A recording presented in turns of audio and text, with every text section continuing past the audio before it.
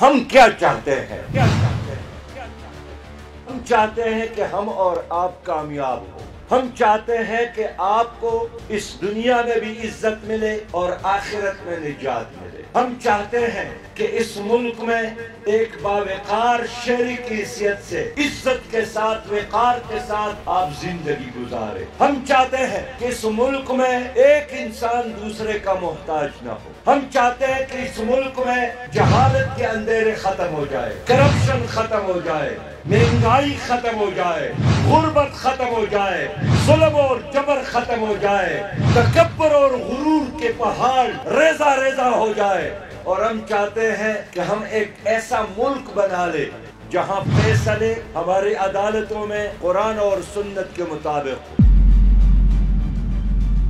ایک ایسا ملک جہاں تعلیمی اداروں میں یکساں نظام تعلیم ہو اور مخلوط نظام تعلیم نہ ہو۔ ہم چاہتے ہیں کہ ایک ایسا ملک ہم بنا لے جہاں یتیم کی کفالت ریاست کرے۔ ہم چاہتے ہیں کہ ایک ایسا ملک بنا لے کہ جب تک ایک نوجوان کو روزگار نہ ملے تو حکومت اس کو بے روزگاری الاؤنس دے دے تاکہ وہ چور نہ بنے، وہ ڈاکہ نہ ڈالے، وہ لوٹ مار کرنے کے لیے سڑکوں پر نہ بیٹھے۔ ہم چاہتے ہیں کہ ایک ایسا ملک بنے کہ ایک آدمی 60 سال کا 70 سال کا بوڑھا ہو جائے تو وہ اپنے بچوں پر بوجھ نہ بنے بلکہ ان کی عزت اور احترام بھی ہو اور سرکار اس کو بڑھاپا الاؤنس دے دے۔ ہم چاہتے ہیں کہ پاکستان میں تعلیم ہر بچے کو دیا جائے اور جو والد اپنے بچے کے تعلیم کے اخراجات برداشت نہیں کر سکتے تو حکومت اس کو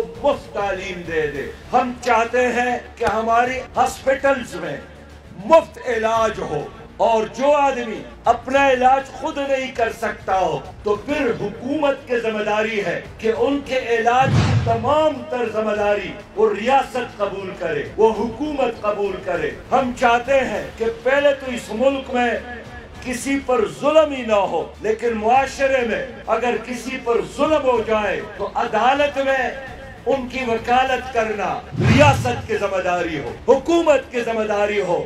ایسا نہ ہو کسی نے آپ کے والد کو بھی قتل کیا ہو اور کیس اور مقدمہ چلانے کے لیے پھر آپ اپنی زمین کو بھی، اپنے بھیڑ بکریوں کو بھی اور اپنی ماں اور بہن اور بیٹی کے زیورات کو بھی فروخت کر کے ہائی کورٹ اور سپریم کورٹ میں کیس چلائے۔ نہیں، ہماری حکومت اسلامی حکومت میں ایک مظلوم کی وکالت، ایک مقتول کے ورثہ کی وکالت وہ صرف اور صرف ریاست اور حکومت کرے گی۔